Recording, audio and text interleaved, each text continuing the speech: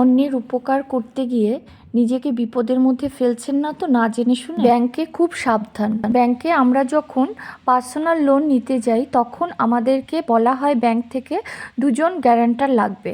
এই গ্যারান্টারের কী কী লায়াবিলিটি তা না জেনেই আমরা পরিচিত যে কারো গ্যারান্টার হয়ে যাই বিনা বাক্য ব্যয়ে।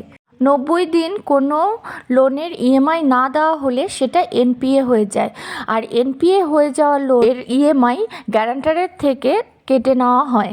তাই খুব পরিচিত ছাড়া কারো গ্যারান্টার হওয়া উচিত নয়।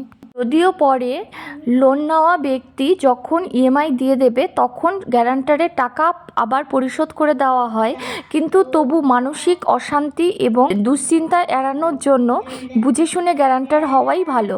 ব্যাংকের ফিনান্সিয়াল ইয়ারের শেষের দিকে অর্থাৎ ফেব্রুয়ারি-মার্চ মাসে গ্যারান্টারের থেকে এনপিএ হয়ে যাওয়া লোনের ইএমআই কেটে নেওয়া হয়। ভালো থাকবেন সকলে, সাবধানে থাকবেন। নমস্কার।